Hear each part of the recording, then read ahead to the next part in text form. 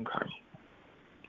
So recording. I'm going to go ahead and go into the silent lecture mode in case we have any external energies making noise, which is actually quiet tonight.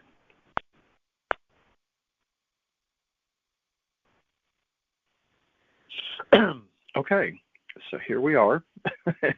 Thank you all who have been able to come on tonight with a kind of short notice. I mean, hopefully you guys have just been looking at when the calendar, on your calendars, when the moons are coming up. I mean, I think there was only one call I missed last year because of my aunt that had the heart stuff on July 4th. Otherwise, we've been really, I'm impressed. We've been able to actually keep this schedule really on the moon cycles. And I think it's certainly helped me. I hope it's been helping y'all. Well, I know it has because y'all have been discussing that and sharing with me when that does.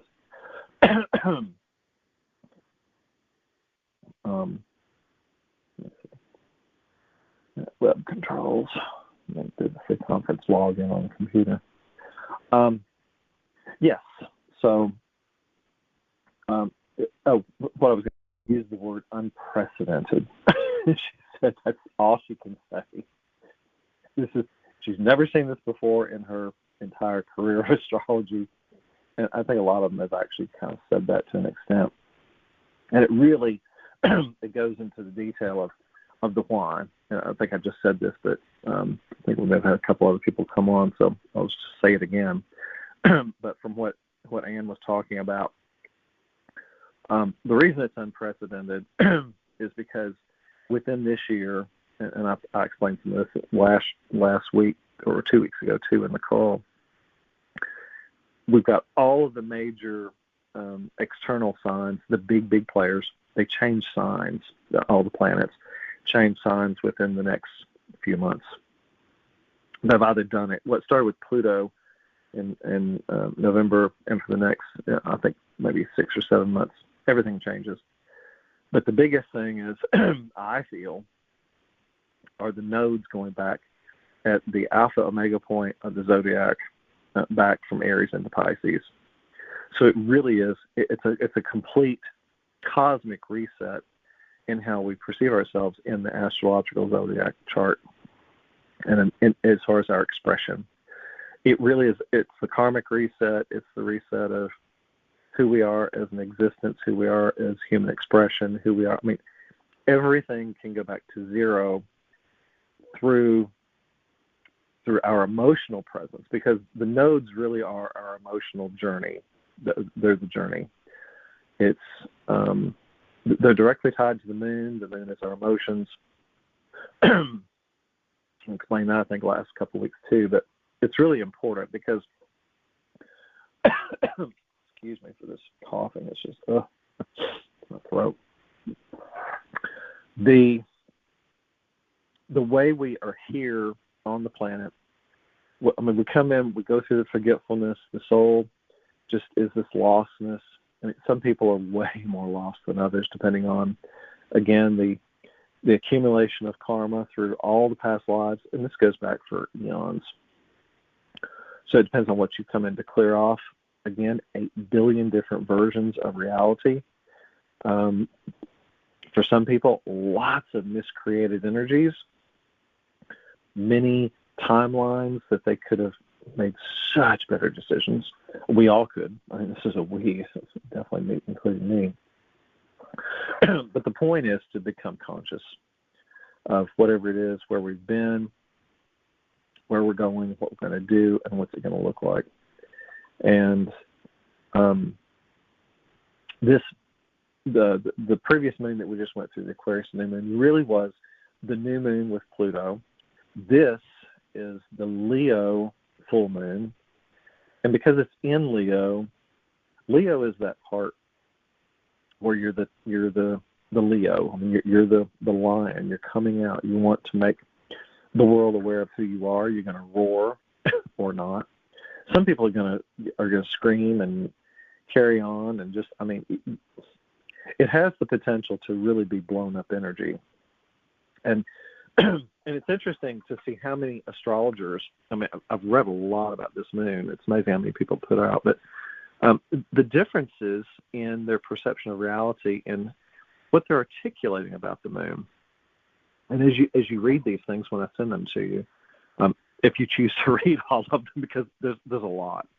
But if I'm including them, there's some value that I've perceived and spirits indicated me to include them.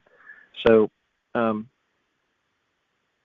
mean, if anything in when you read these things activate something within you, that of course is the point to all of it. But what you'll find, it's a landscape where I feel it's getting wider and wider in people's perception of reality and the way they're articulating that they're experiencing. The reason for that is because we're going through such a vast expansion. It's a personal expansion, but it's also cosmic expansion. So it's beyond the personal us, but I mean, we really, and this is because the nodes have gone into Pisces. So again, the emotional body is the nodes. The moon is how we express ourselves. The other part to these nodes, though, and the moon are the path of oscillating Lilith, which Lilith is, it was Lilith and Adam at first. Lilith got basically, put on the side, and you had Adam and Eve. Lilith got to, she was the divine feminine, and the patriarchy male put her out. And so you've got this the way that Lilith speaks to me about it when I sit in with the energy is that she was the divine expression. She was really supposed to be the one that was going to express herself with Adam in pure divine expression as human. And what we ended up doing was going through the miscreations, because you got the apple, but you can go through all the symbology of it, and it doesn't matter which version of the myth you want to go through or whatever. The point is there was divine creation potential, and it got put on the side for a lower creation. And I think that's part of why mankind has gone down this whole long path of distortion. And what's happening is we're going in to undo all of that. And Lilith, astrologers do talk about Lilith, but they talk about her from the standpoint of the averaged out part of Lilith. And I charted this. I don't know if I told you all this in the last call, but I charted Lilith, and what she does, she makes huge erratic swings. She'll go forward for a week or two, go back for like a week or two, go forward 3 weeks, go back 1 week. I mean, it's like this whole big thing. But she does this, it's a zigzag approach. I actually did a whole chart. I'm going to do a video on it soon, I hope. And I've never seen any other astrologer do this. No one has ever charted oscillating Lilith. They just take the mean average point. And it really does not give you any sense of what you're dealing with regards to that. And when I go into Lilith is really, she's called the Black Moon Lilith for a reason. And she really represents the darkness. She represents the birth. She represents the omnipresence of our existence. Nothing births without the feminine. Nothing. I don't care how many male patriarchies have attempted to take over things.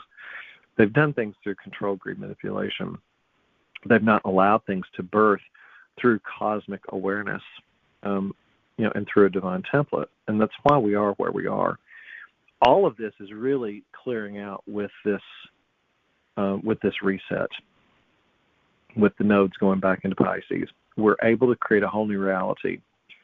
And the way that Lilith is going to do this, she's been going, she's mainly in two signs as far as the work she's been doing. And through 2024, she was up there at Leo and Virgo, going back and forth pretty much. Now, she was still dipping back into a little bit of Cancer. And then by the middle, actually right before the eclipses last April, she was going into Libra. And Virgo is it's that virginal kind of, it's like that grounded, detail oriented, I think, aspect of the feminine. Libra, of course, is the other, anything outside of the I am presence of Aries. And so she moved between Leo and Virgo, and then went to Virgo and Libra, back and forth, back and forth, back and forth. And she's always going across, the signs. So she's going anywhere between, 0 degrees to 29 degrees of that sign, but then crosses from 29 to 0. So there's a lot of,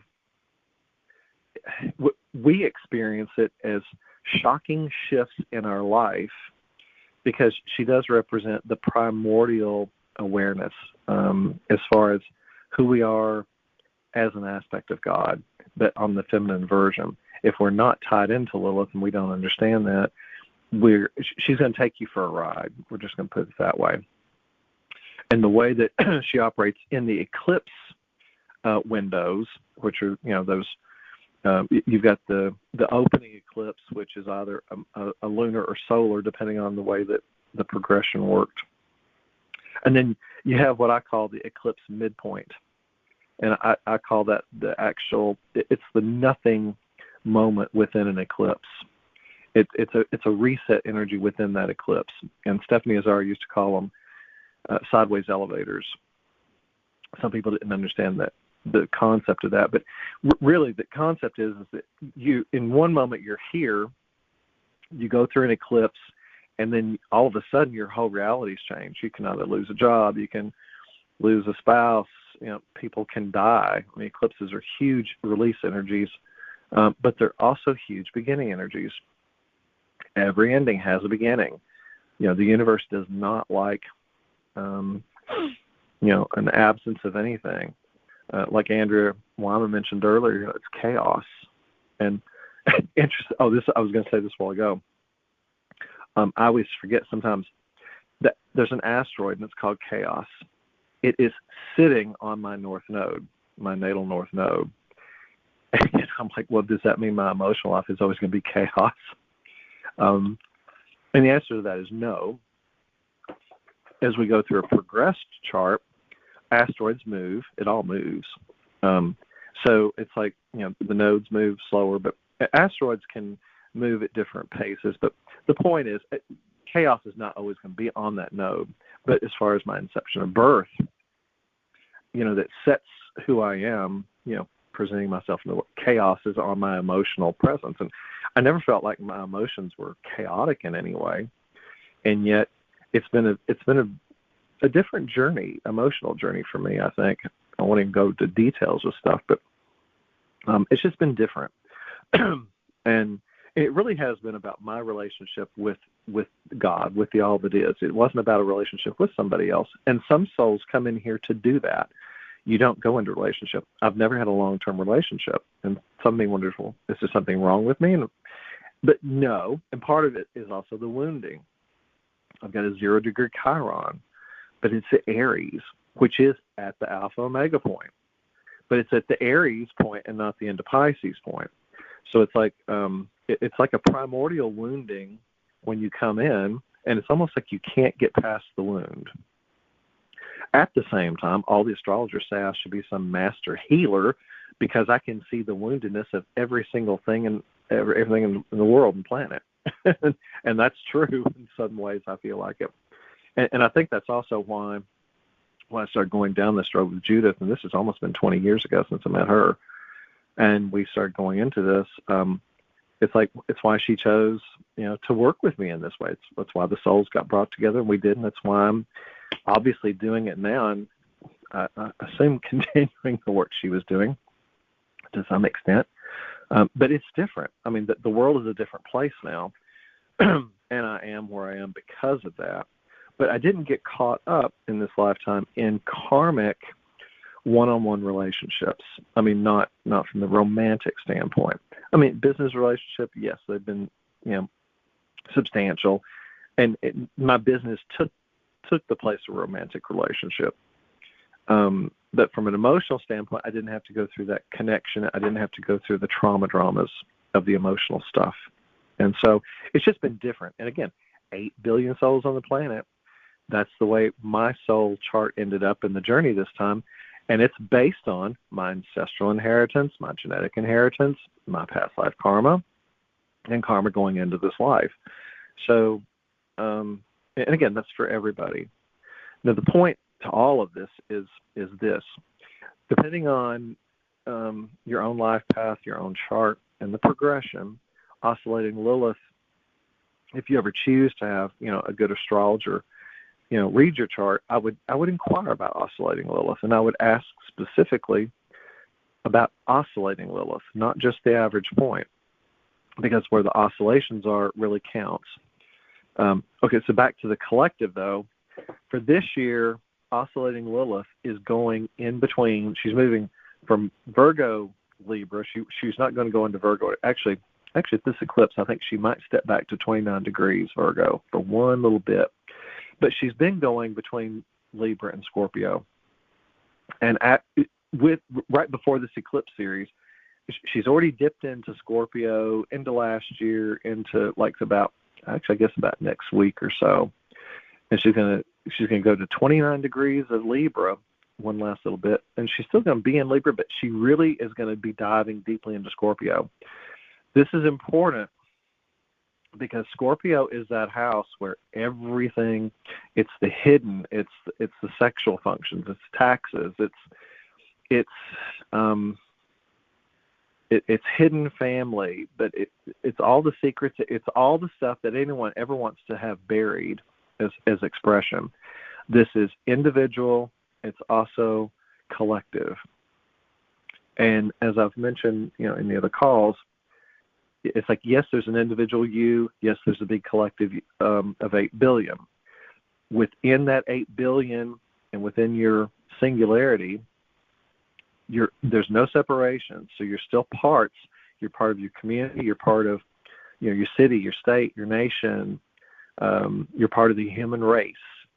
And that doesn't count universal consciousness or awareness, which most humans are just vacuous to. They have no clue.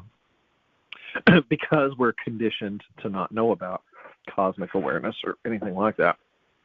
But the point of this is, this year, with all these huge changes, Lilith is not necessarily changing signs, but she is in Libra, which is the other. Anything outside of the I am presence, it's the opposite of Aries. And so she's working that in conjunction with Scorpio, which is the deep, dark, sexual secret side. So you're going to get a lot of exposure this next year in lies coming to truth. It's one of the reasons taxes are such a big issue. Now, I'm not even going to get into the politics. This is only okay. So one person had mentioned earlier, and it's on everybody's minds. It's like, what on earth is happening? Should I be scared? It's like, this is really crazy. Absolutely. Again, we're in unprecedented times. Now, there's a couple of ways that you can view what's happening in the external world of form. And as I've said every single call, and this is really true, people like Pam Gregory talks about this a lot. People that are in the deeply more new agey world, we're going into the future. They're holding a very pristine awareness for where we're going. There is a necessity for that, because as you put that pristine awareness out, you're creating a frequency for yourself, but you're also going to attract in people to gravitate to that space. So the more you can hold that frequency, everything's a frequency.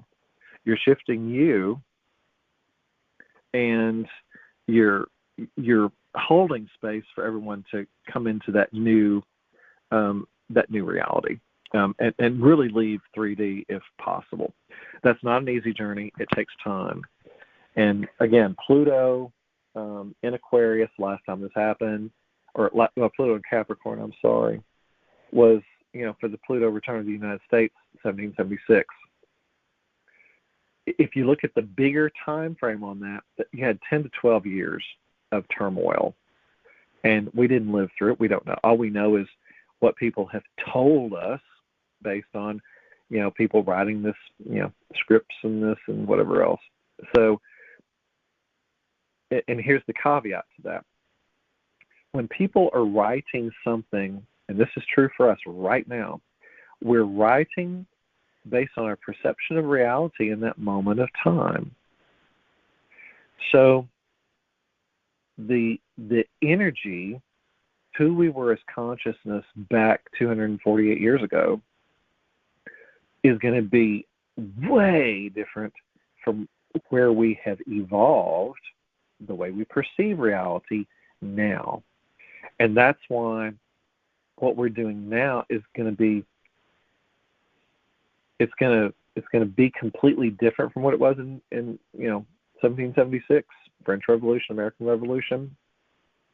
The form may look the same in certain ways, but there's a lot of stuff behind the scenes, oscillating Lilith and Scorpio, pulling it apart and pulling it out from under the hidden rocks and everything. People want to keep all their hidden stuff hidden.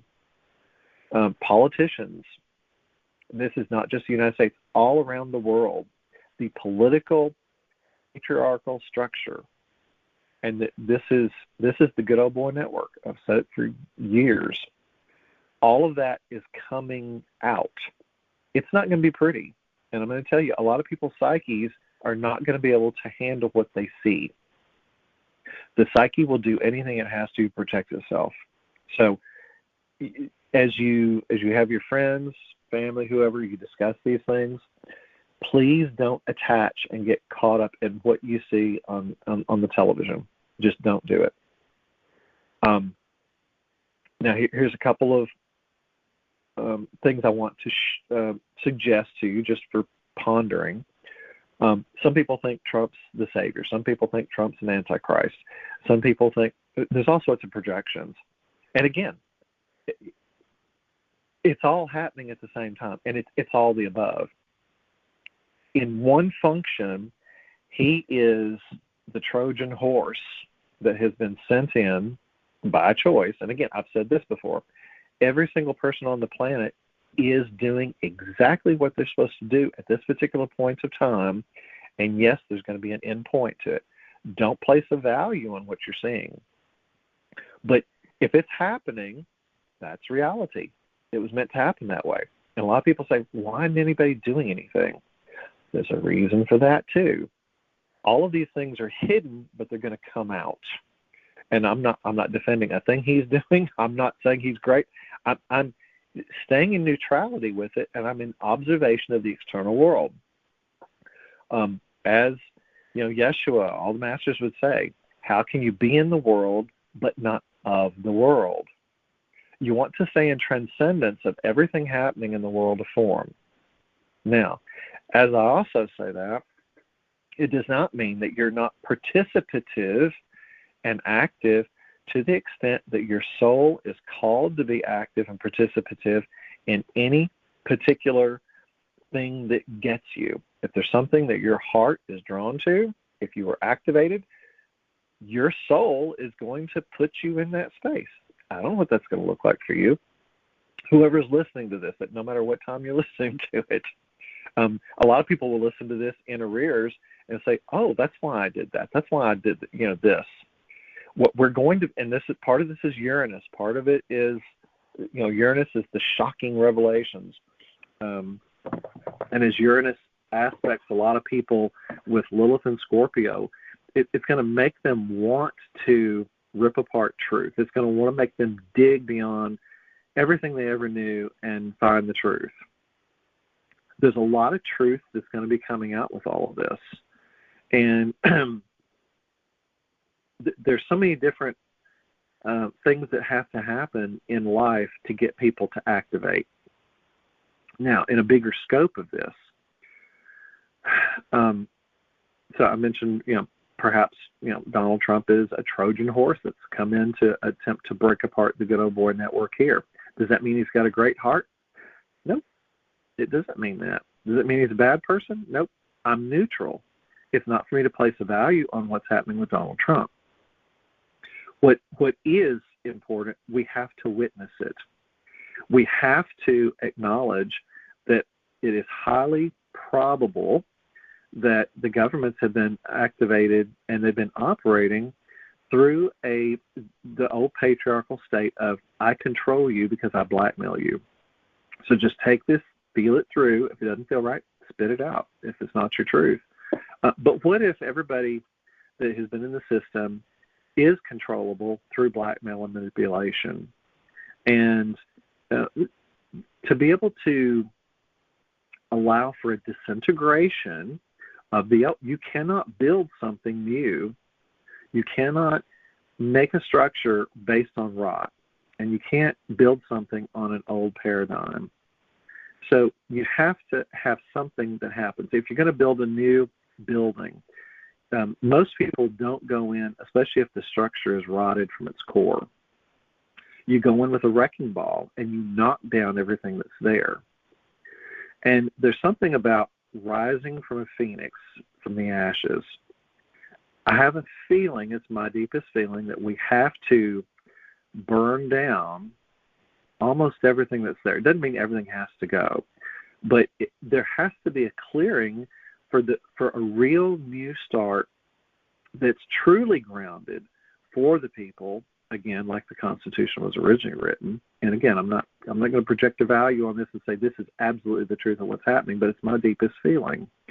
I think Donald Trump's a wrecking ball. And what he's going to do, I think whether we're conscious of it or not, he's polarizing people. He's activating something within people that are sitting around that just allow the world to happen around them. In other countries over in Europe, people are they're out on the streets. They're going up against governments. They're pissed. They're pissed about their agriculture. They're farmers. There's all sorts of stuff going on that we don't see because our media doesn't cover it. It's happening in countries all around the world. This is America's really moment to be taken to its core. People will either get pissed because they don't agree with something's happening, or they're just going to sit around and continue to be entertained by television and movies. And what Holly Weird was created for is a purpose. It was created to be a babysitter. And if you look at what's happened to the kids of the last 10 or 20 years, especially with cell phones, and I've watched this, parents put cell phones in their kids' faces so that they're entertained, so they won't have to bother with them. It doesn't mean they don't love their kids, but it's almost like there's too much energy. They just don't want to put the energy into it. And so cell phones have become babysitters. The problem is when you sit and take in all that, it numbs you out, and it takes you away from a core of who you are as a vital expression, as a God expression. And we become passive people rather than active in our own lives. And if you don't think that's true, please look around you. I mean, it is all over the United States. So what I feel like we're going to be going through here with the Pluto return, but also as Pluto goes into Aquarius, I think this is a more positive thing. But it's going to get people off their butts. It's going to wake people up. Between that and Uranus, Jupiter placements, Jupiter's in Gemini, eventually it's going to go into Cancer. And that's going to be expansive. You've got Neptune and Saturn going back and forth between the old dream and the new dream, going into Aries. And again, they're going to go back and forth between now and for the next 18 months.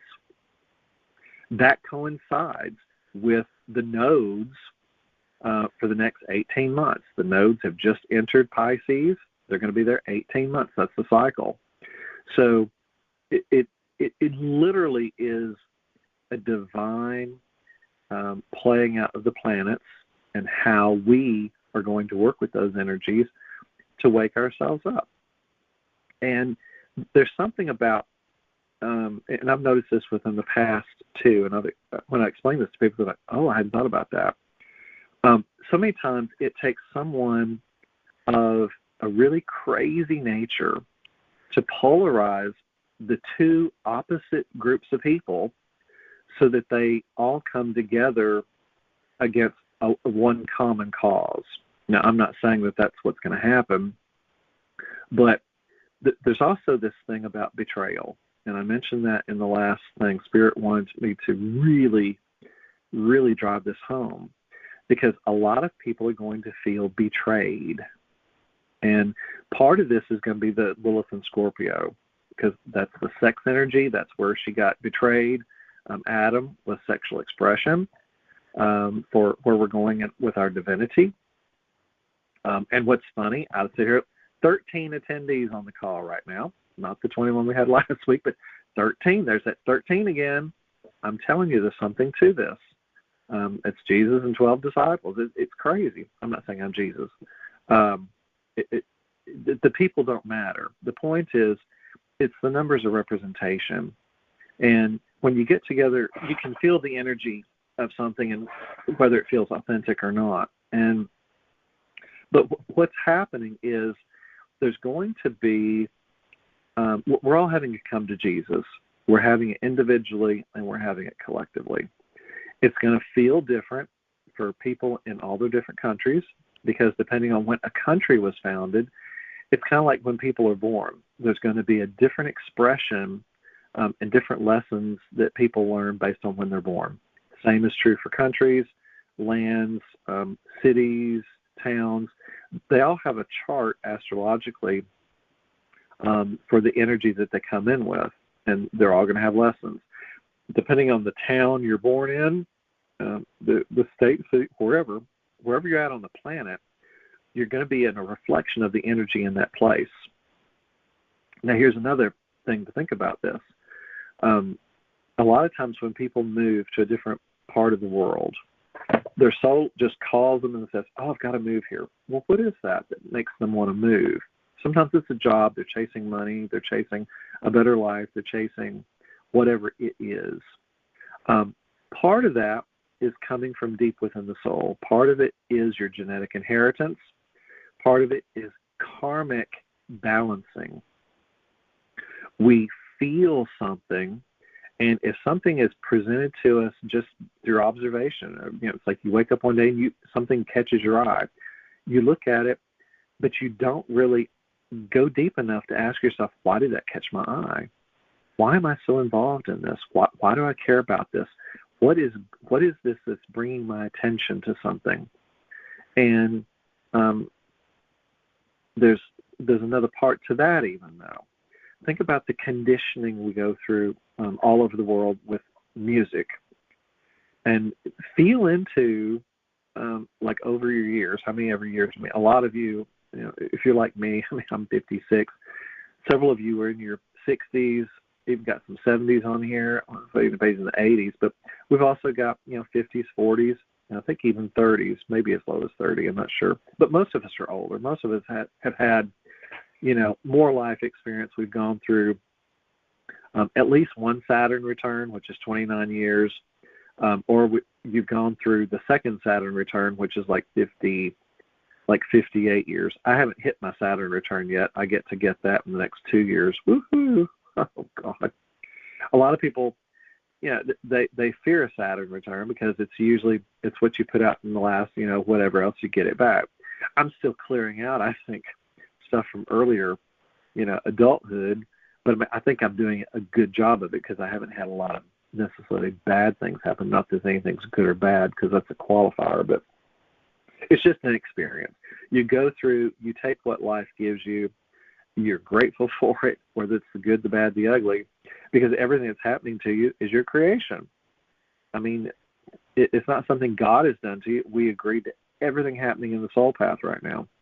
So when you look at that on a bigger scale, then look at the disintegration happening on the collective level. And it's a really big deal. Hold on one second. I'll be right back.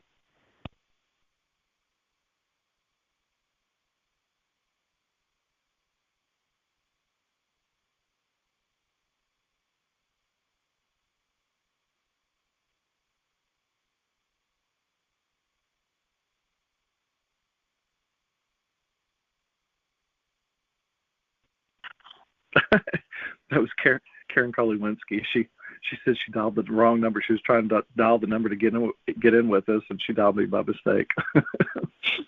Okay, so yeah. So the bigger point to this, though. So we're in this crucible. This is Neptune and Saturn going back and forth between Pisces, the old world, the old creation, but also the spiritual. I mean, Neptune is the spiritual world of existence. Neptune is it's the dream. It's the collective dream. It can be the good part, the bad part. It's all the dream because it's all an illusion. We're rewriting the illusion, and as it goes, back and forth, it's reminding us where we've been, but it's also showing us the way of where to go. And you can't build the new on a foundation that's built on rot. And so as you watch the disintegration of the world of form, it's the old form, don't attach to it, stay in your heart, and like a Pam Gregory says, and the people that are putting out higher vibrational awareness, stay in those spaces. Stay in love and light as much as you absolutely possibly can, because we are creating that reality. Now, as I've said in other calls, too, this is really important. The morphogenetic field, for those that may not have been familiar with that term, Rupert Sheldrake out of England talks about the field. It's always morphing. It's in response to us. We're in response to it. It's a reciprocity, and it's us seeing ourselves as God and God perceiving as ourselves. It's both. You're never not as an aspect of God, or the all, however you want to word that. So, as the field shifts, and there's a dynamic to this. The Schumann resonance is off the charts. I mean, and it keeps accelerating constantly. Every time I see posts on Facebook, I mean, there's actually a web page on Facebook. You can go look for it for Schumann resonance. They'll post these graphics of it. We're getting a lot of white activity. Huge, just white. I mean, this is pure cosmic adamantine particles just hitting us, and that is affecting our DNA. It cannot not. As it does, it's alchemically changing who we are in the atomic and subatomic levels. But I think it's changing us from the inside out.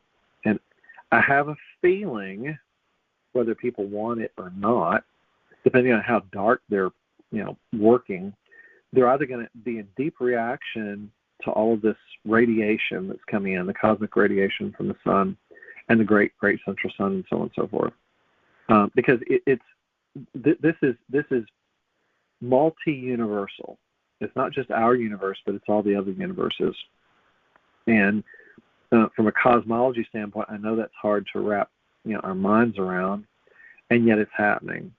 Again, there's no separation between God and however you want to perceive that, but there's no separation in the universe, none of it.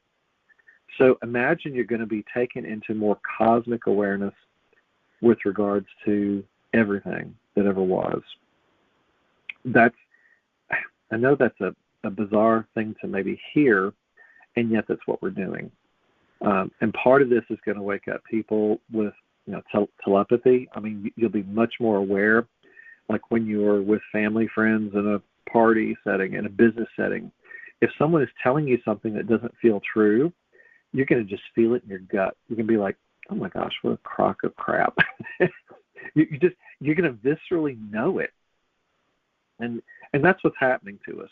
We really are being taken to our core. And if you still have unprocessed emotional baggage that you're carrying, in this lifetime, it's going to come up for you. And this is part of Lilith going into Scorpio. She is going to take you into your core, and any place where you haven't owned your power or taken your power, Lilith is your power. But sometimes you have to go, well, actually not sometimes, we always have to go into descent. Always. It took Jude, oh my gosh, probably 3 to 5 years to even get past, to get me into the sacrum. I mean, to really get me to go down there and own that. And it was, oh my gosh. And I did 2 or 3 sessions with her a week sometimes. I mean, I was like, I had all the money from the nightclub. I was like, here, just let's do another session.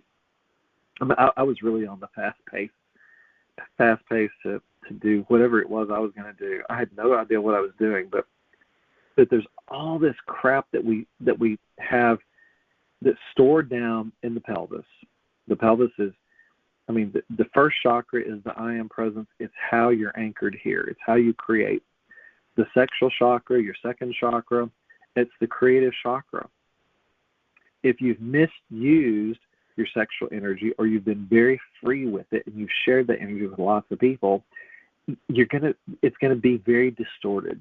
It's not going to be very cohesive. It's not going to allow you to create in your highest capacity whatever it is you want to create. You have to have that energy in its highest purity to get a higher creation. So we're doing all this work to release distortion creation. Let's just say that. All the miscreated thought forms.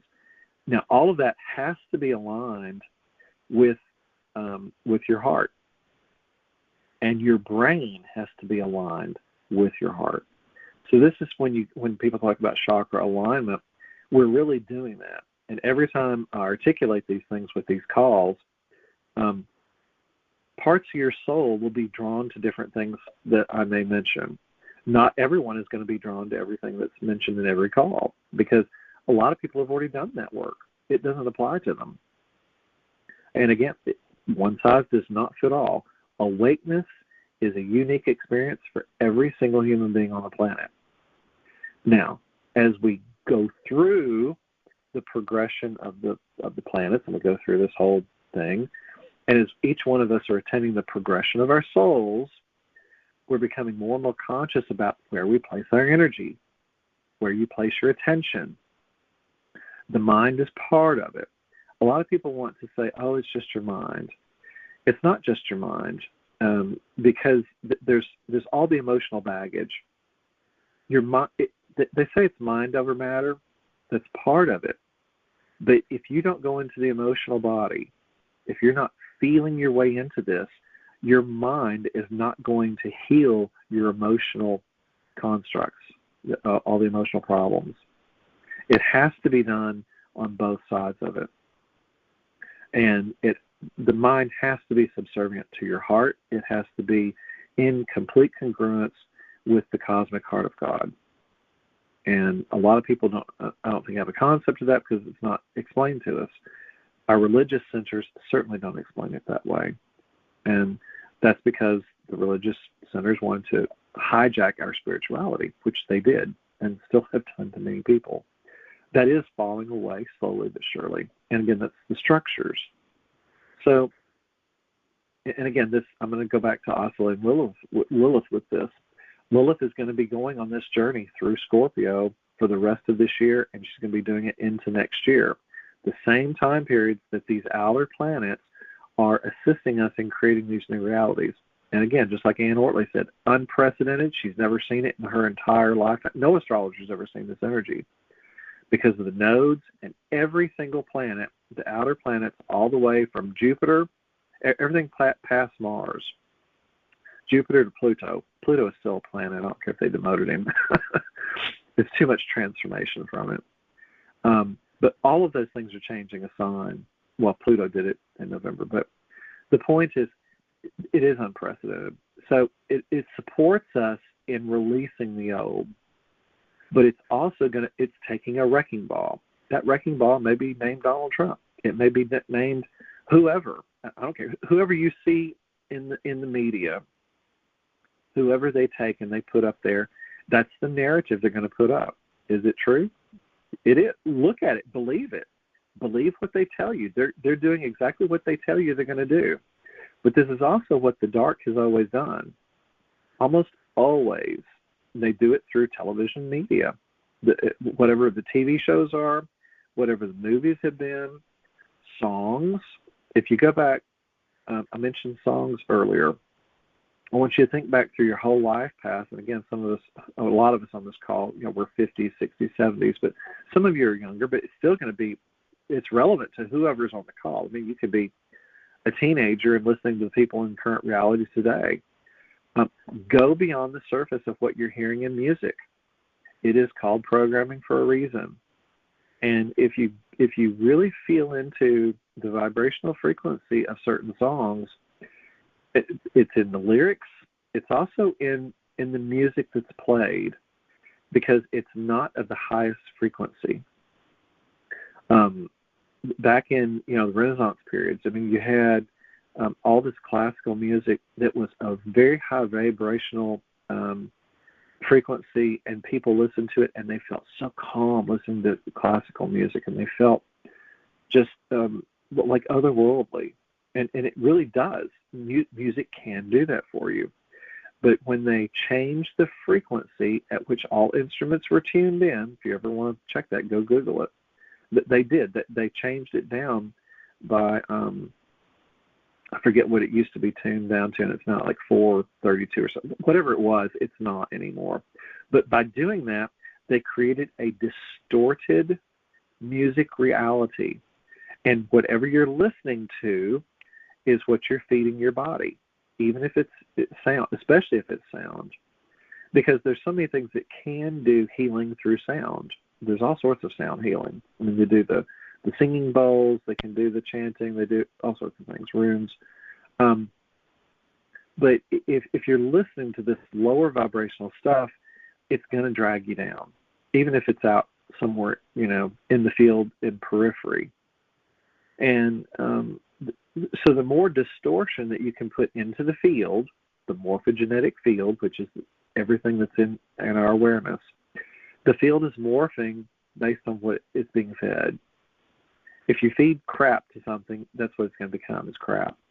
If you feed a child crap, either through the mental perception of reality, if you're constantly saying, "Oh, you're an awful kid," that kid's going to grow up to feel that's the way that they are.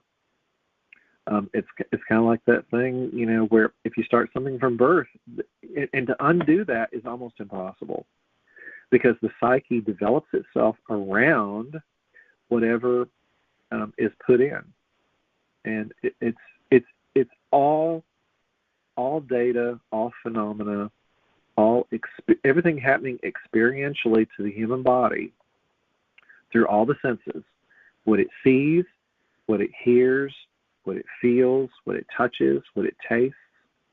That is all affecting how we materialize ourselves, how we particulate ourselves. And it's why there's so many people in the United States in lower vibrational frequency right now. They've been drugged up, they've been poisoned through foods, the air is poisoned, water, it's all of it's a mess. So, and I say all of that for this reason. Allow the wrecking ball, if that's Donald Trump, Elon, they're going to do whatever they're going to do. Who's going to control them? At some point, they will create a wake-up in humanity in some shape, form, or fashion.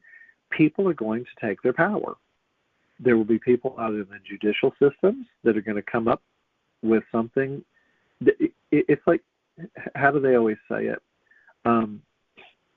Necessity is the greatest form of creation. When you need something, you're going to dig deep, and you're going to create what you need. Everybody's just sitting and rolling over and playing dead. I'm not for or against Trump. I'm not for or against any politician. And this is the reason I say this. Bigger picture, people. The political systems were put in place in every nation of this country for perceived control of the lower people. Politicians are middlemen. They are controlled. There's a reason there's lobbyists to try to get them to persuade their vote this way or that way. It's always about who's got the money. And they basically just sell their souls. They're selling their soul to the highest bidder. And again, their souls agree to be where they are because, again, we're infinite universe. Every soul came here to learn something. But at the same time, when you're born into lower consciousness or you're born into servitude, and I've said this, we may have been kings or queens in other lifetimes. We may have been, higher middlemen, whatever. But we chose this lifetime to come in and experience what we're doing now. At the end of the day, whatever's happening out there is about you taking your power. Your power is not about power over something or someone else. Now, if any of this doesn't feel true to you, spit it out. Jude always said, if something's not true, put it in the trash. But if any of this is activating anything in you and it's giving you clarity, hopefully it's bringing you peace. Because we have to cultivate peace in this externalization of what they're attempting to create. My feeling is war. They've always been warring people because that's where they make money. War is the biggest making money machine on the planet. It's also the lowest form of creation because you're creating this false reality where you basically take humans, and this is the hypnosis, you take them and you put a belief system that someone else is inferior to them and you should go kill them and you should defend to the death the belief systems we're going to indoctrinate you with. That's part of the reason why so many of the institutions are being dismantled. And I'm not saying Trump's the good boy in this. I'm saying we have to pull everything back and clear the slate to create the new. To be a phoenix, you have to let everything burn down. I mean, let it burn down.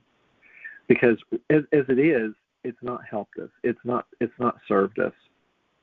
The only thing that the structures that are in place do right now are continue enslavement. In the United States, overall, we make more money than most people around the world, and yet we're still enslaved. And I say that because everyone is conditioned to go make their money. They do their work. Vacations are secondary. People don't think about vacations because they're so busy surviving. It's a survival world. Europe doesn't do that nearly to the extent that we do, but in all the other third world countries, it is pure enslavement. The systems are set up to go in and rape those countries for their resources. And what do? They give them to the few people that are in the developed nations, and we just take and take and take, and we're so busy buying the new this and buying the new that. The distortion is so vast that we don't even realize we're living in the distortion anymore because we just take it as truth. And here's the part that we really have to take care with.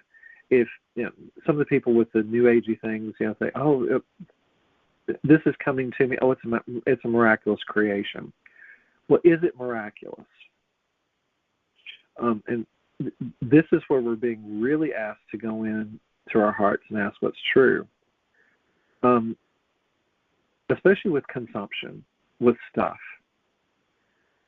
You may think, "Oh, I'm getting this new car. Or I'm getting this, whatever." Whatever it is, if the energy that was used to create whatever it is we're consuming, and it doesn't matter where you're at on the planet, this is always true. If what you are getting has been created at the expense of someone else, physically, emotionally, spiritually, or mentally, then it's a lower creation. Think about that. If it doesn't feel true, spit it out. But Spirit's suggesting that this is where we look. And just sit and observe it, go into your heart and ask if it's true. If people are enslaved in other places and they're making low wage for nothing because they're in survival mode, some people may spin it and say, "Oh, well, you're helping that person eat." In one sense, yes. In another sense, it still allows the enslavement. Another thing that's really distorted in this country, but I think it's all over the world, but really I've watched this in the United States, is gambling. Gambling is one of the vices. People are so lost that they go into the addictive personality. Addictions take on many forms. If you look at it, sex, drug, rock and roll. It's all of it. You get the drinking, smoking. Now it's vaping. Food is an addiction. Shopping is an addiction. Gambling is an addiction. The problem with gambling is that they sell you this idea, if you just put in a little bit more money, you can win. The house will let you win sometimes. The house always wins. They'll throw a little bit of money out there here or there, but I guarantee you they will always make more than you put into them, and they'll never give you more than you've ever put in. It just doesn't work that way. The question is, why are people drawn into the gambling thing in the first place? There's a void. There's always a void within the soul. Everything wants to be met. It's a way that people go and they think they can be met. It's why people in the United States it's a compound problem. One problem that people have gained weight, and this is a multi-purpose thing. Everything serves a purpose. Part of it has been the food supply. The body cannot metabolize most of the crap that it takes in, and so it stores it in the fat cells or at the other cells, and you get a bunch of free radicals, and it just fills up the body because the body doesn't know what to do with it, and it can't process it through, the liver and the kidneys and the spleen and all these other things that normally would remove it. That's part of the problem. The other part of the problem is that when you create a society that is very highly stressed, where people lose sense of who they are, they're disconnected from their family and their friends, they will eat. It's emotional eating. It's binge eating. When you're lost, it's like there's something about nurturing with the mouth. And it has to do with suckling, like as a child. It's like you're sucking on mama's titty. It's like I just need that last little bit. We're satiating our hunger. We're satiating something internally that food won't meet it, alcohol won't meet it. None of the stuff that we do is going to meet it. And it's one of the reasons why online shopping has just blown open by people that just stay home and don't work, or even if they do work, they'll see something and it's like, oh my God, I've got to buy that. And what you end up with is people that hoard because they just buy and buy and buy and don't use and use and use, because the buying, the actual shopping, is creating the endorphin rush that creates the excitement. It's the same sex. It's the reason that sex addiction works as it does. People are trying to get met, and they think that that's going to get them some euphoric, this is so wonderful. It's a short-term thing, but what you're doing is you're blending your sexual energy with whoever's out there. And if all you do is, look for the sexual, physical pleasure, then you're depleting your creativity. You're depleting your pristine awareness and your potentiality to create your highest potential. And again, if that doesn't feel true, spit it out. It's just I put it out as Spirit gives it to me, and I've lived that. So, but to make it here's the biggest problem. How do you make a change once you sit and define yourself as, oh my gosh, I have an addiction. I eat too much, I drink too much, I smoke too much, have sex too much, shop too much, I eat any of it, whatever it is, gamble. How do you change from that? That's really hard, because part of it's wired in the DNA. If you're doing it, it's part of your genetic inheritance. It's part of who you are as an expression. It's part of what you came here to conquer. Now, all that's brought up. I'm sitting here going through all this, and I'm like, why am I talking about all this? Here's Spirit. So all of this is being addressed by oscillating Lilith and Scorpio. Scorpio is that dark place in you that wants to be met. Lilith is going to take you in there. And where all these people are talking about, oh, it's all wonderful, love, and light. Yes, it is. But we have to go through the descent. You can't just be all up here with spirit and not be deep diving in your soul. If you're not deeply grounded in your soul expression of who you are, you're going to create an unconscious set of circumstances that's going to be your come to Jesus. It's going to be the part that takes you to your core. And and again, this is happening individually, but it's happening collectively. So Lilith is moving into Scorpio. She did a little bit, these last few months, but the rest of this year, she's going to be spending, no matter where she's oscillating, and again, I'll say this because I think we had a couple people come on, oscillating Lilith is going between two signs at any one time. She's going between Libra and Scorpio. She vacillates literally almost 60 degrees within a 2 to 3 week period before she goes back and forth. So she's yet, and again, she's the emotional expression. This is a big reminder. Take this in. She's taking you to the core of who you are in the emotional body. She works with the nodes. She's working with the moon. She is the dark moon. She's the dark expression, the divine feminine that did not get met. Okay? Now, I forgot to mention this one. The opposition, though, of Lilith is something called Priapus. Priapus does not do what Lilith does in function. He doesn't go back and forth and back and forth. Lilith is a point, Priapus is a point in the chart, but Priapus represents the male aspect.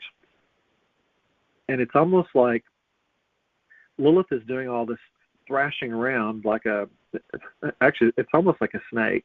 I mean, she slithers back and forth like, imagine if you had an agitated snake and the body is undulating back and forth through the zodiac. That's what's happening.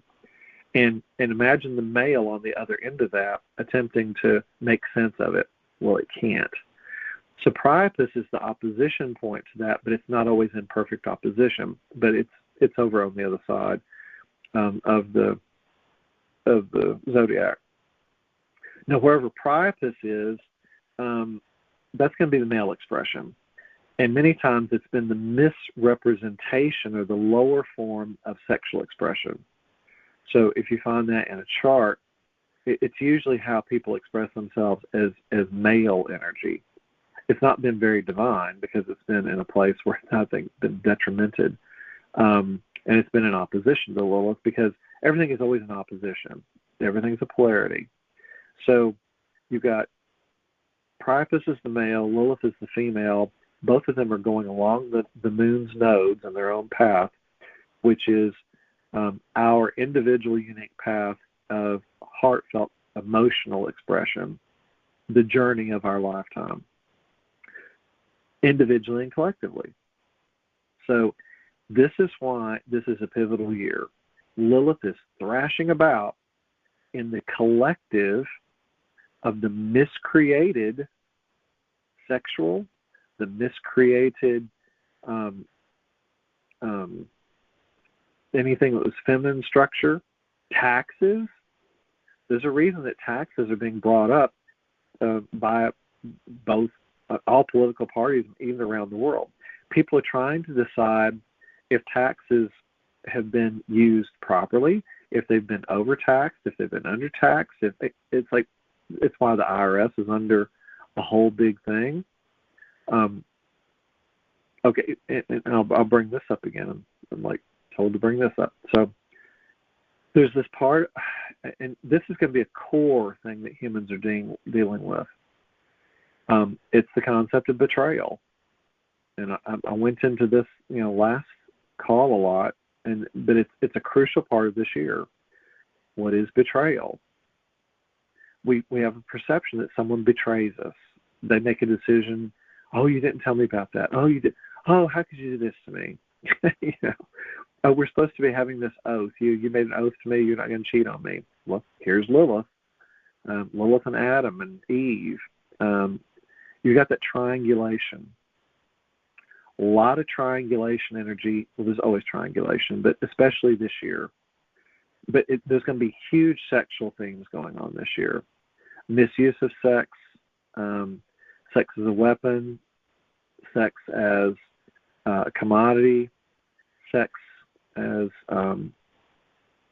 exploitation. I mean, there's going to be so much stuff come out this year with regards to sex and the misuse because Lilith is in Scorpio. She's pissed. She's the one that has been denied. And so for you, where have you been denied? I mean, and that doesn't have to be sex.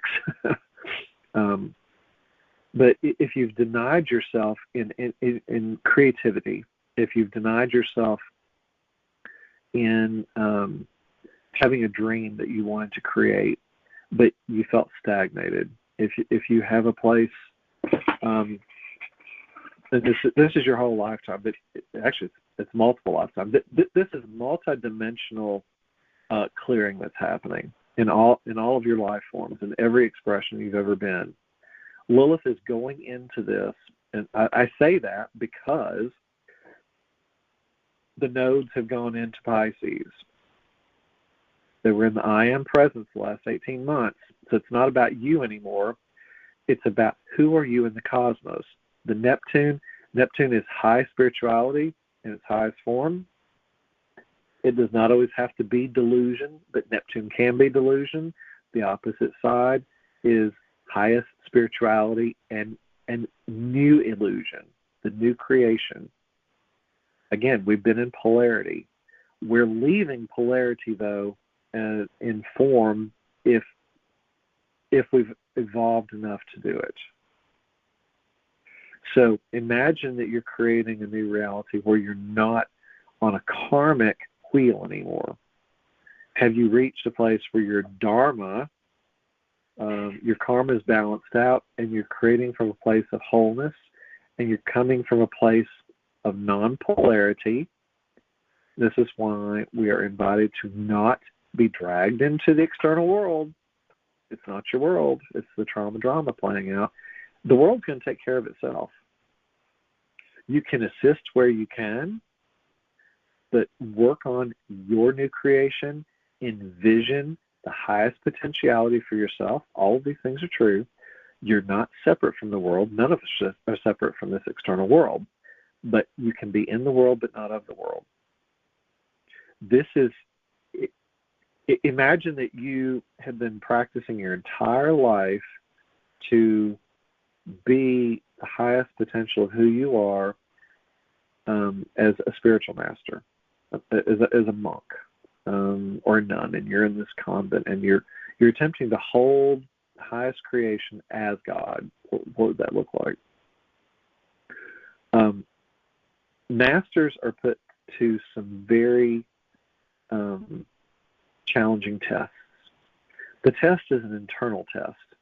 It's not something that God is testing you on. You are testing you. Again, we write our charts. We want to experience something. We're going to learn from those experiences. And so we create the sets of circumstances to become even more conscious. And I've said this before, we're all attempting to go into the eye of the needle. What is the eye of the needle? Well, it's that space between this 3D reality and going back into some oneness. It's that needle in the haystack. We're constantly searching for it. We're searching and searching and searching, but yet we can never find it. And yet, when we stop searching, it just falls away. Everything falls away, and then you're just there. It is immediacy. I mean, that is the eye of the needle. Can you be pure presence and quiet and in solitude in the middle of the eye of the needle with everything happening in the world? The world is going to ramp up. It cannot not ramp up because you've got all this, all these solar flares. You've got all of cosmic energy is burning us up from the inside out. So any lower expressions are going through disintegration. The disintegration is going to happen in many forms, and there are many people that are here on this planet. They have incarnated on purpose to be a wrecking ball in your life or a wrecking ball in what you see happening in the news. Let them be the wrecking ball. Do not be in fear of things that are going to fall apart, because the neighbor bores, or the universe abhors a vacuum. Something else is going to be created in its place. And here's the other part to that. It's already been created. This should really let the fear go away from you. It's already been created. Because as dark as the dark wants to create, the light also wants to create. There are all sorts of technological advancements out there that have been waiting to come out. They can't come out because previous Good Old Boys Network wouldn't let it out because they didn't want their income hurt. The medical mafia did not, they are making really huge amounts of money from you being sick. They don't want you healed. So sometimes you have to have crazy come up against crazy. And I do divinely believe that will be balanced out. I really think that we are coming into the highest expression of Earth. I think we have to allow for the disintegration to happen, however it's happening, without attaching to it. Is it something for popcorn and a good Coke? Yes. And some people may say, oh, that's so callous. How could you just sit around and watch? Well, we're here to witness. They talk about witnessing. All the religions talk about witnessing. Sometimes you just have to witness people's karma still playing out. If people are still in cause-effect reality, they are deeply immersed in the destruction. Now, if your soul does not, ask you to go in to the field and be on the battlefield of fighting for this or fighting for that, then your soul is not called to do that. Does it mean that you don't care? No. Does it mean that you stay in your heart and you sit in deep meditation and prayer for change? Can you sit as the Buddha would sit under the tree and shift the morphogenetic field to you? Can you shift it to peace? Can you be the Buddha? Can you be Yeshua? Can you be Kuan Yin? Can you be any of those masters as your guide?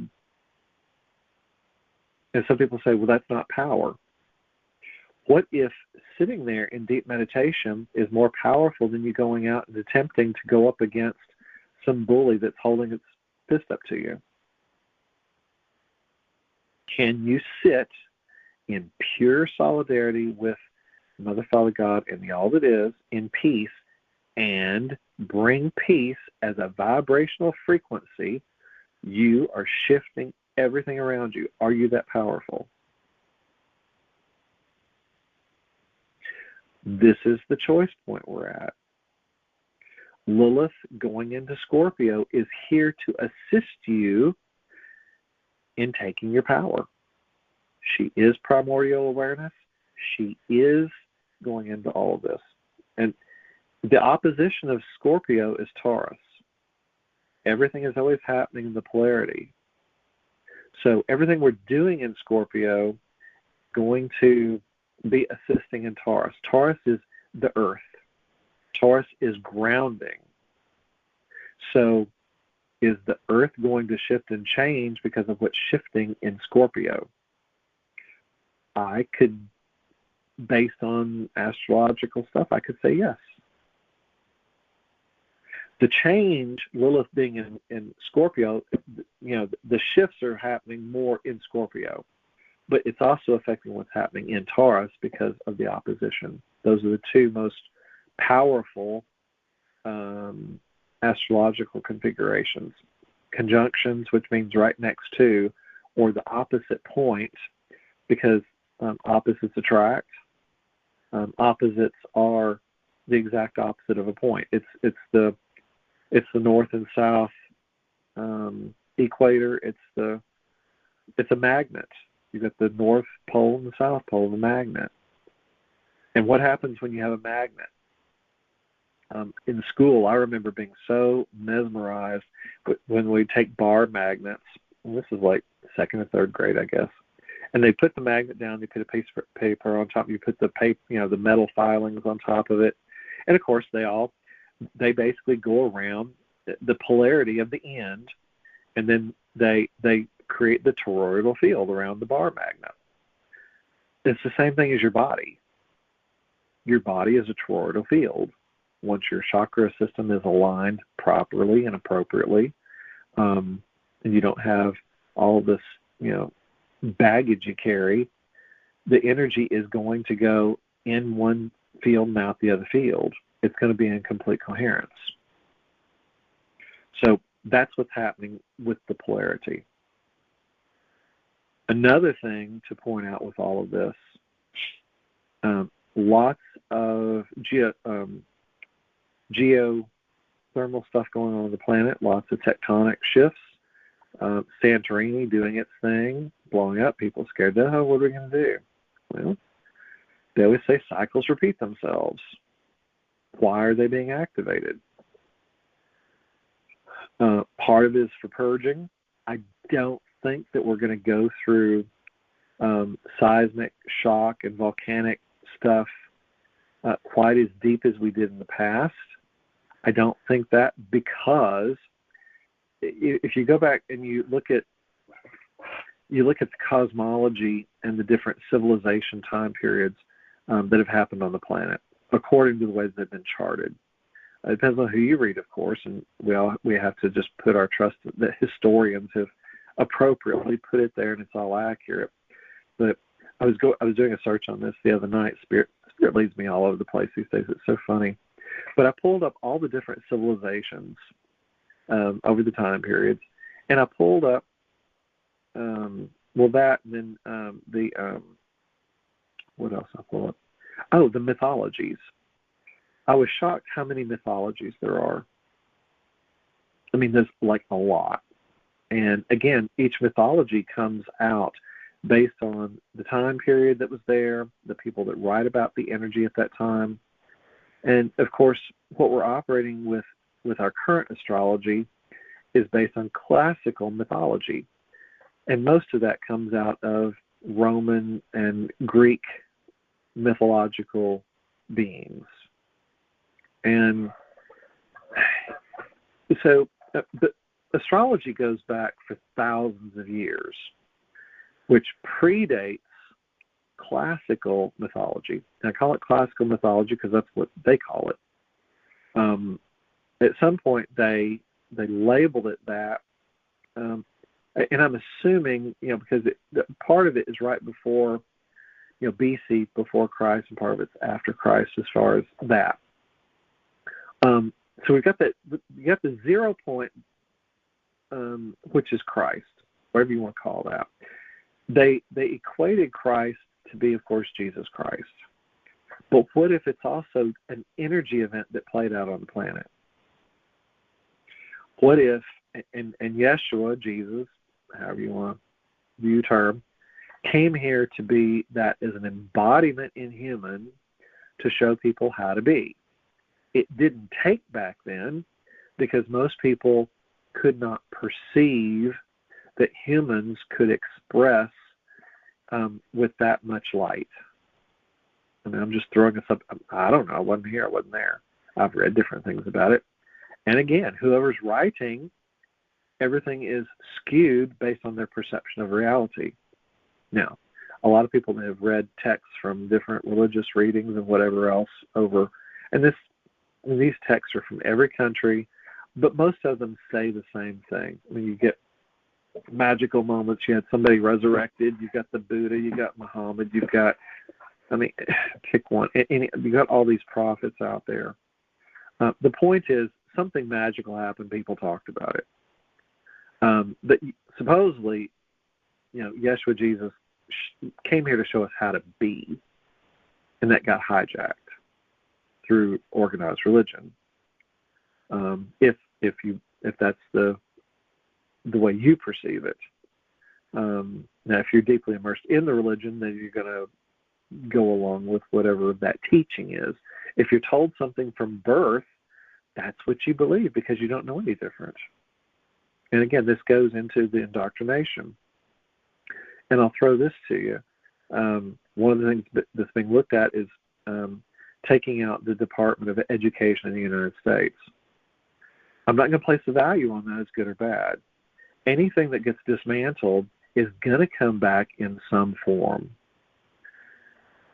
The whole idea of education was to standardize what people would be taught within a country, and each country has its own idea of what they educate or teach their people based on their belief systems.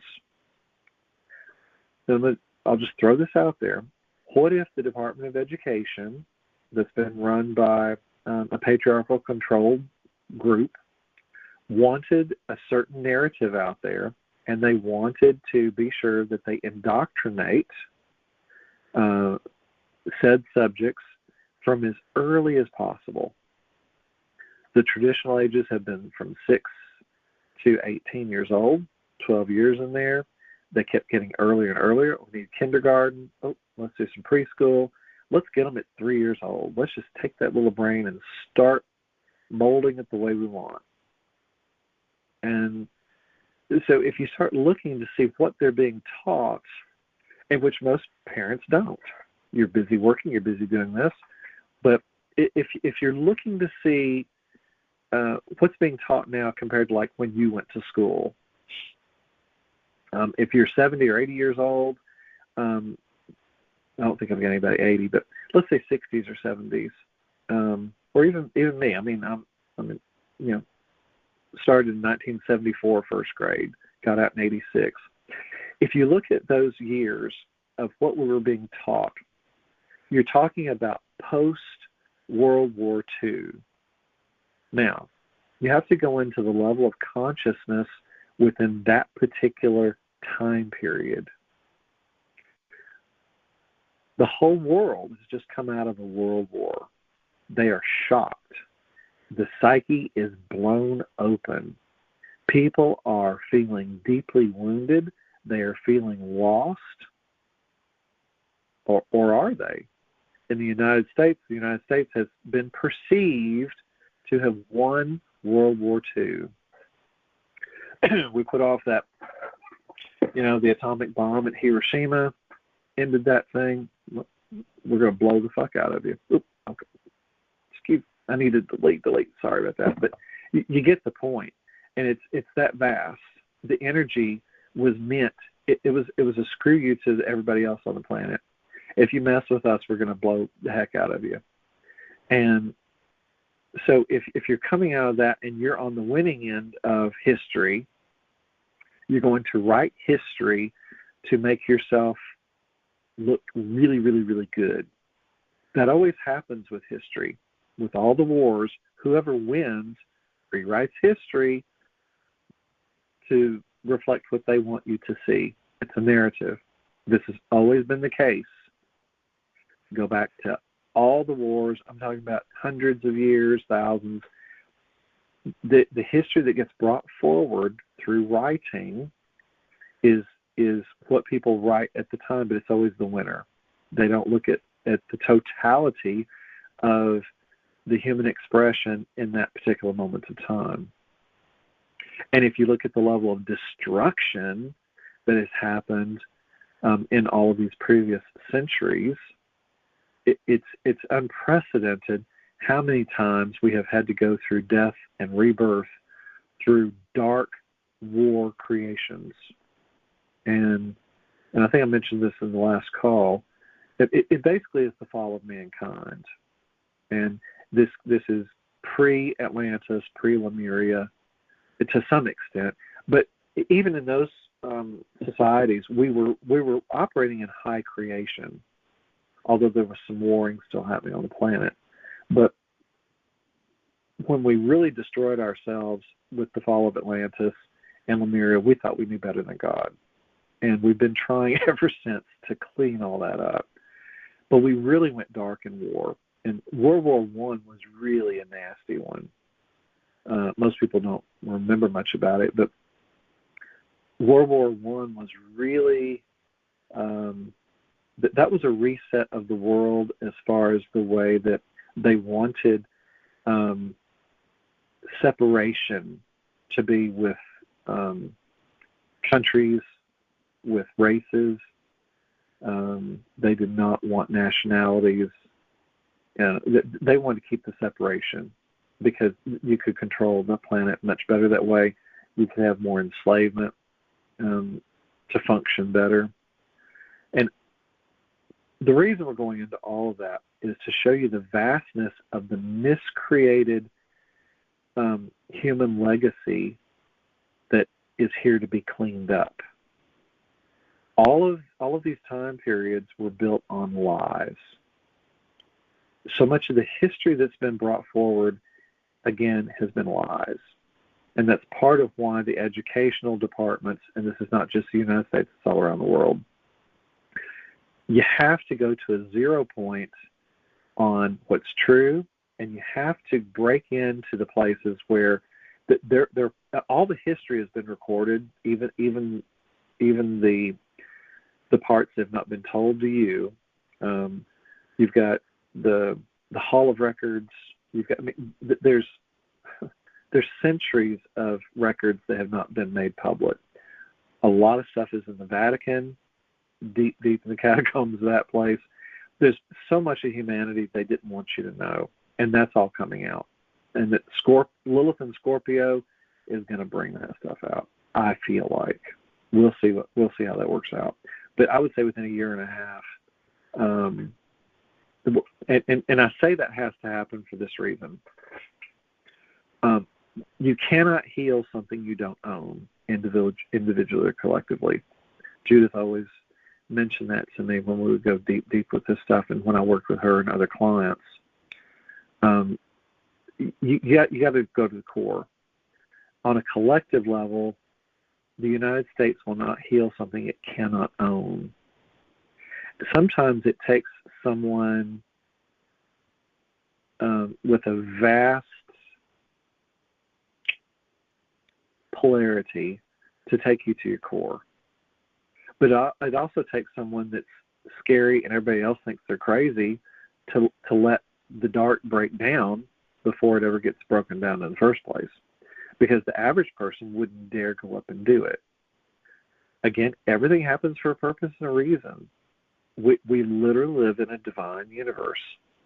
And I honestly feel like that some souls are going to step up to that high divinity and they're going to do their jobs. Even if some people are acting out in the darkest of form, their soul has a pre-agreement to come here and do what they are doing. We have to let things play out. Now, there's also the hero's journey. Every single human being is playing out his or her own hero's journey. Sometimes that's just within your family dynamics. Sometimes it's within a business. You may have some people that don't like you in a business, but you've got a bigger insight to it, and you may create a hero version of something where you save the business. Or there's all sorts of dynamics in which when we can be a hero in our lives or groups of people. That's also happening within countries.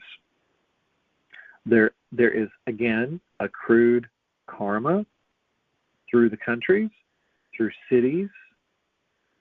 We are trying to, it is not a straight line.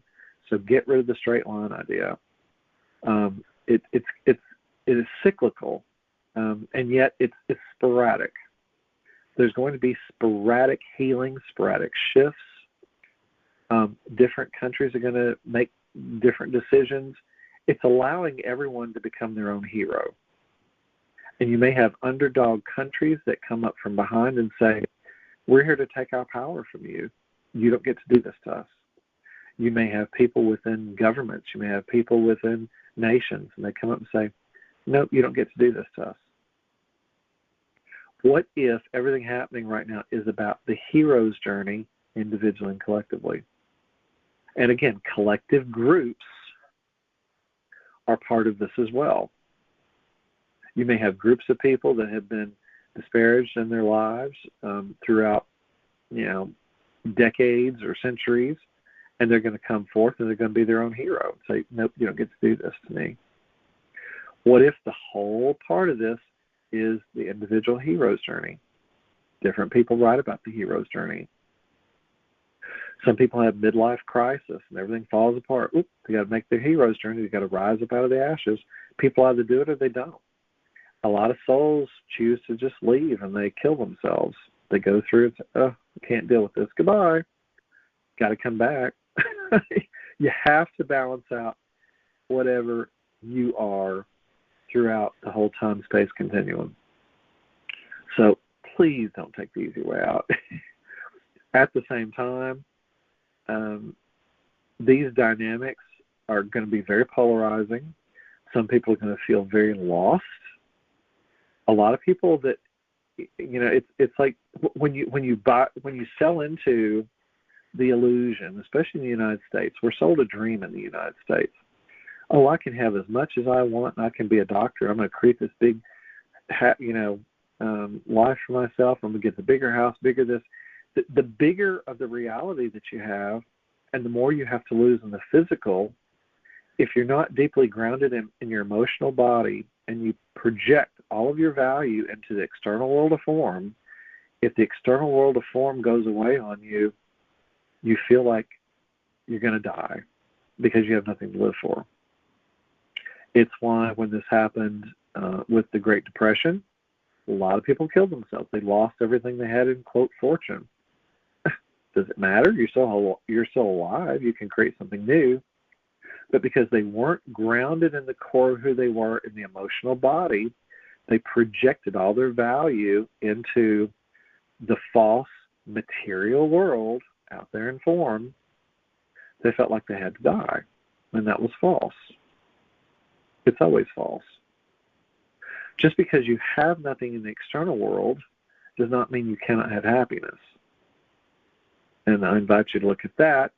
If you happen to ever see something like on History Channel, Science Channels, when they go to other countries, and you see children just in pure joy, and they're in the dirt, they're in the mud, they don't have a dime to their name, and yet they're still in joy. How does that work?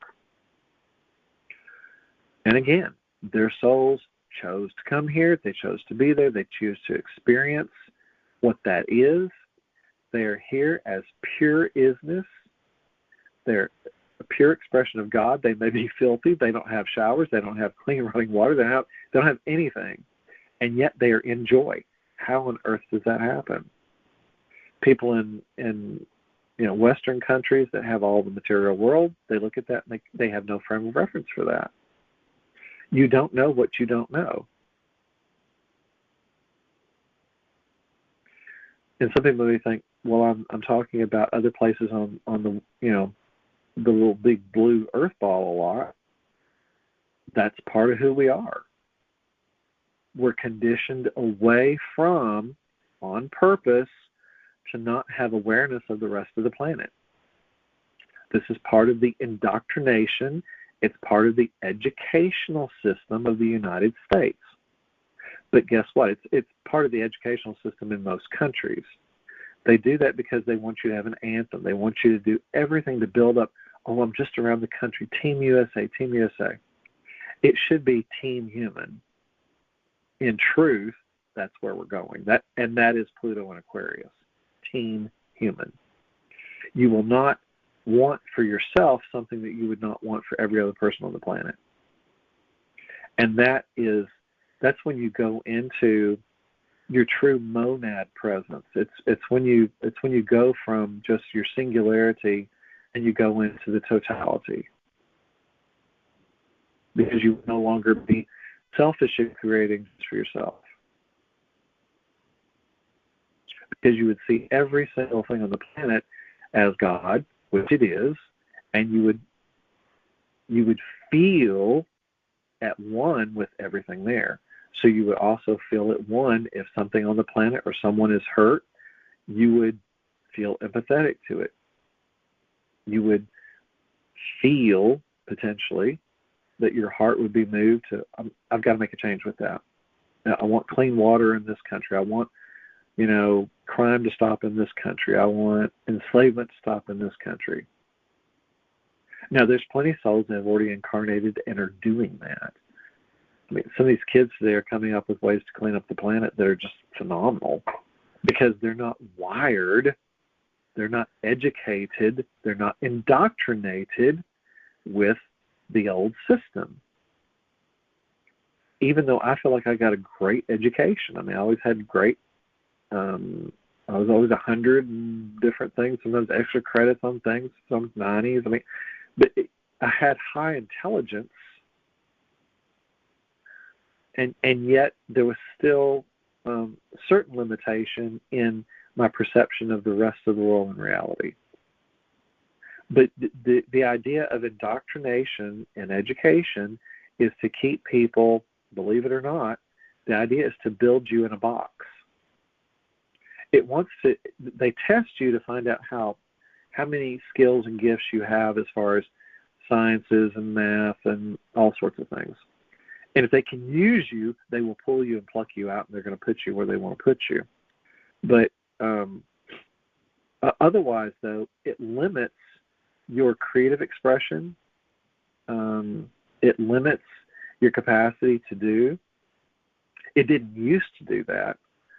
I think, especially in the United States, the educational system really wanted to take the mind and expand it. It wanted to create a place of fostering intelligence, of creating out of experience. And I'm not saying it currently doesn't do that, because you got plenty of people here that are, they are light beings.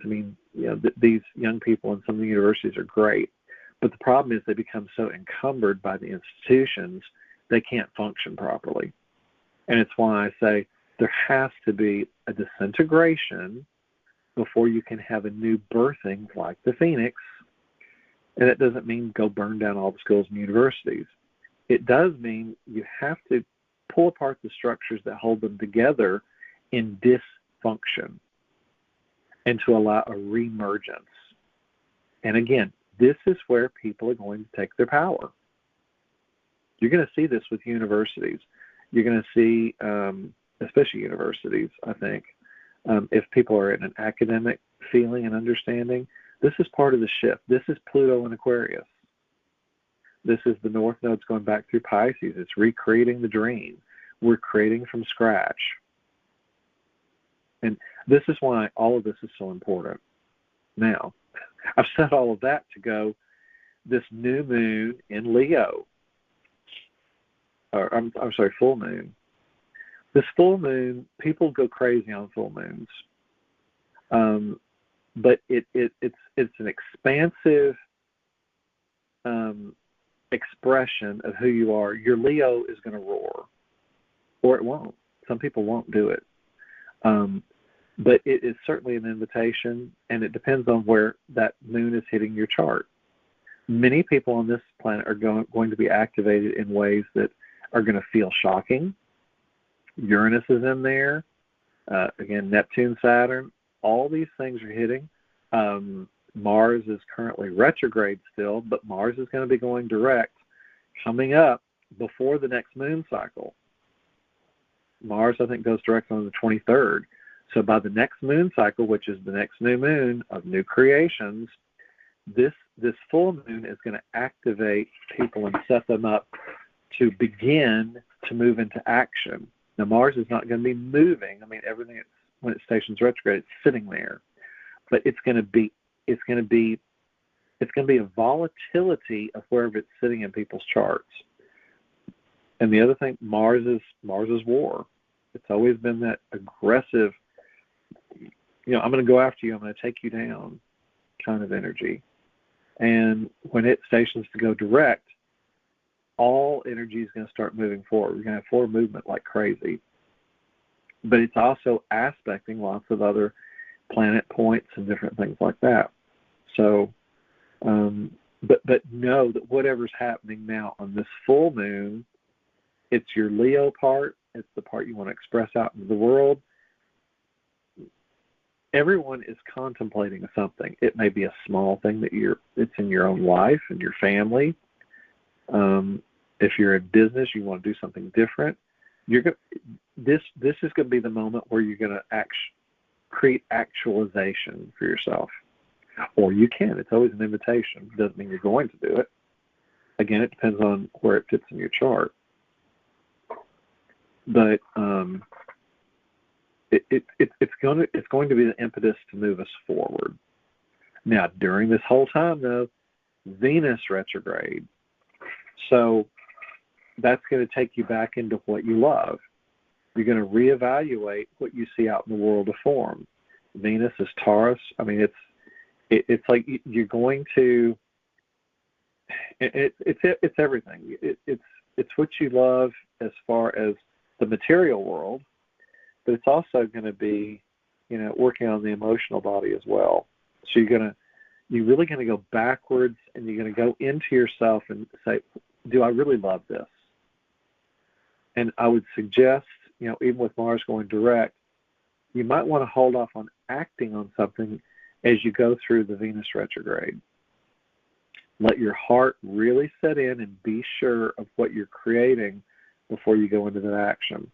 We're also going to have a Mercury retrograde for too long. I forget when it is. But that's going to let you go in on a mental level and reevaluate where you are. But once all those three planets are moving forward, those are the personal planets, I think that all happens by maybe the end of May, maybe April. I forget the correct dates. But the point is, give it 2 or 3 months before you are in complete actual shift of what you're creating. And so I know that's been a lot to take in today. I did not. Again, I don't plan what I'm going to say. I'm sitting here, and Spirit just starts talking. Now, I had this chart of Lilith over here because she wanted to talk today, so you got to hear some of the Lilith expressions. But yeah, it's a lot of energy, and it's a lot of new beginnings. And again, this does not happen overnight. It's a time process. Saturn goes really slow. And it's going forward and retrograde back and forth, and it's crossing that alpha omega point. I mean, we're in both worlds all this year and into next year until Saturn and Neptune finally move into it. I want to say in February. Again, I forget the exact dates, but I need to make me a cheat sheet for those. But literally by the middle of next year, when the nodes then switch into Aquarius, again, Pluto's in Aquarius, the nodes go into Aquarius. So that's the middle of 2026 all the way through 2027 to the beginning of 2028. The nodes will be meeting Pluto in, that next year and a half. I don't know what that's going to look like, but it really is going to be a transformation of the emotional body, because the nodes, again, are the emotional journey, along with the moon and Lilith. So transformation is really going all the way through 2028 on a big scale. But the biggest shift happens this next year because of all the outer planets moving. So go into your own heart and ask yourself what this is going to look like for you. Still 13 attendees on the call. That's so crazy. I can never make this up. I mean, it's just so funny. I'm going to take a picture of it and just document it again. It's amazing how many of these calls are that. So I know we're supposed to be doing the calls. I know they're divinely guided because that number keeps coming up. So I don't know. Okay, well, I have gone almost, it's 10 to 10. So we're just now going to go into meditation. I won't do meditation as a long, long time, because I know a lot of you will need to get off and either go to work or have things to do or something like that. But I do want to try to, and obviously we're already in the energy. We're being shifted. We can't not be in the energy and being affected. But there's something about being able to sit in presence and just in stillness and really activate and ground this in, which is what I'm going to lead us into for a little bit here, except I'm going to leave my desk space and go in here to the living room so it's a bit more comfy. To just really take us into this and do a major clearing. And again, I'll remind you, I mean, Judith always used to say she was working on us, but I'm not working on anybody. There's no me doing any of this. The personal me is gone as far as any of this goes. Anything coming forward is just spirit coming forward and saying something. If it's not true, spit it out. I say it all the time because it's really true. And I think, if we all do that, if you just stay in your heart and spirit speaks through you to do something, then eternal truth is going to come out for whatever moment of time you're in. So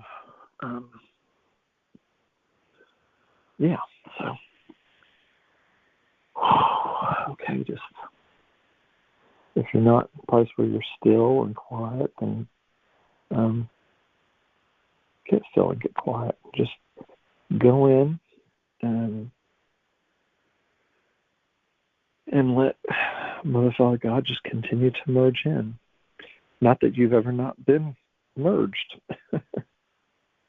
If you're on the call and you've been on the call this long, I mean, you're immersed in it.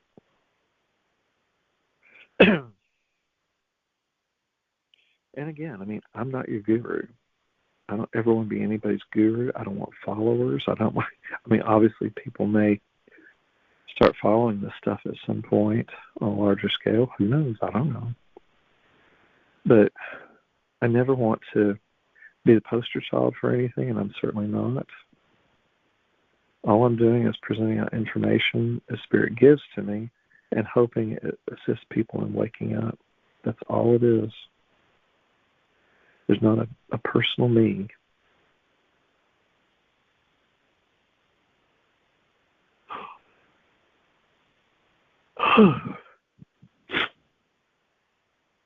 If you feel like you've been put through the ringer, there's a reason for that. If you look at the external world of form right now, everything is hopping. Energy is very sporadic. And again, everything is created from chaos. We're never not in chaos. It's just that sometimes the way things hit our charts, we're certainly more activated.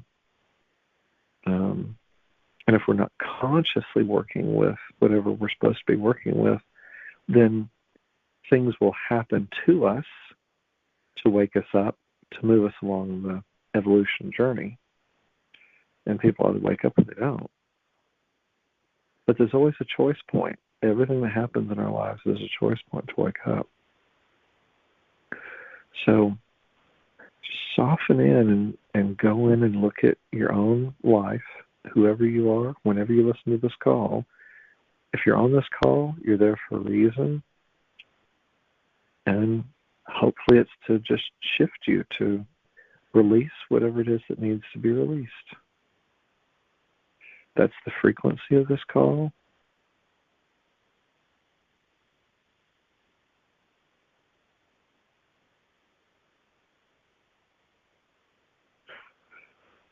And just go into it. And know that this is you healing you. Whoever this is speaking is not a personal anything and is not doing anything to you. Everything's a frequency. This is your eternal presence going in with eternal spirit.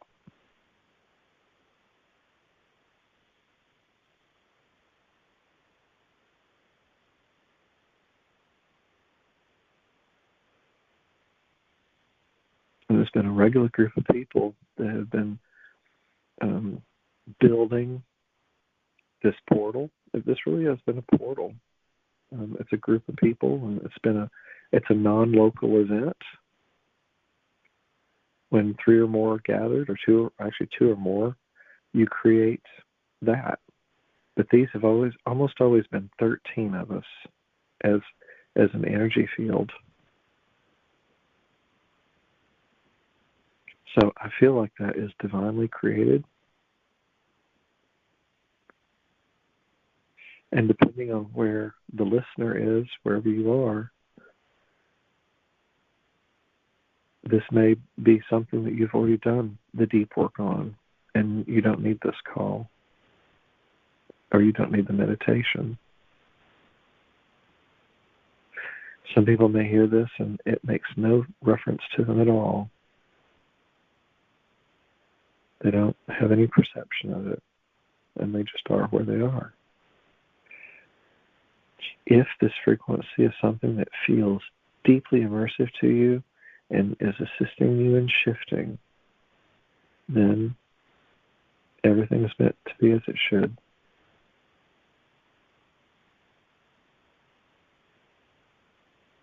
Feel the toroidal field active, deeply active within your body.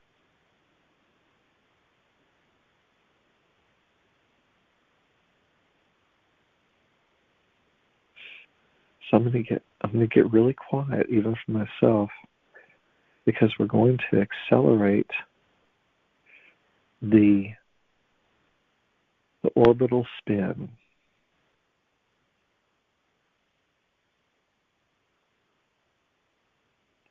As we do this, we're going to amplify it for each other, and we're going to amplify it out into the world.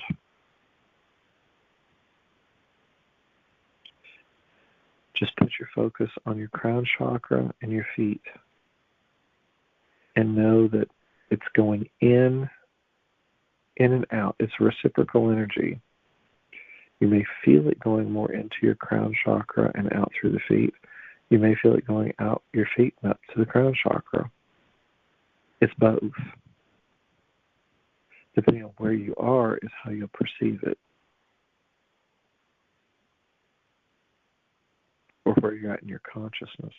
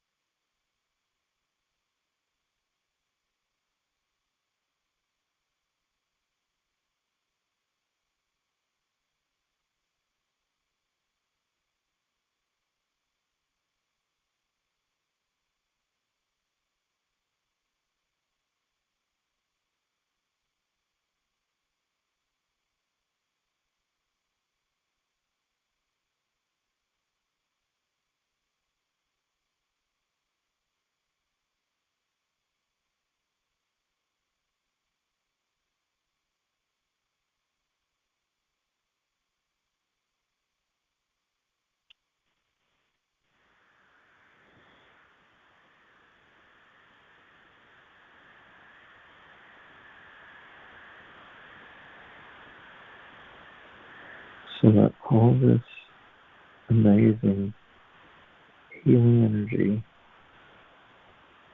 be beamed out throughout the whole planet and to all 8 billion people on the planet according to their soul contracts for the highest potential healing at their given moment of time, as well as letting it go through the whole solar system and the universe and out and beyond.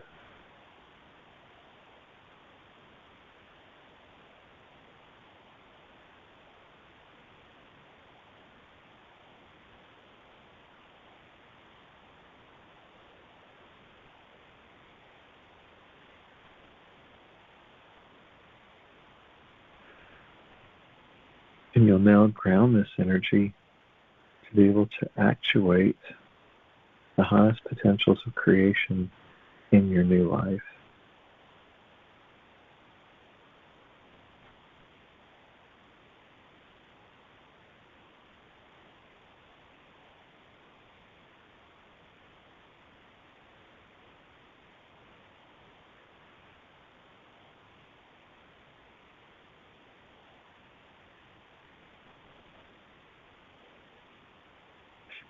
I'm in such deep gratitude for everyone that was able to make it to the call tonight. Again, the number 13 was wonderful. Everything is always perfect. And I know we come here and we heal each other when we go through this journey, and we're making it available for anyone else that listens to it to hopefully heal and shift them in their own perspectives and any of their own miscreated and distorted thought forms.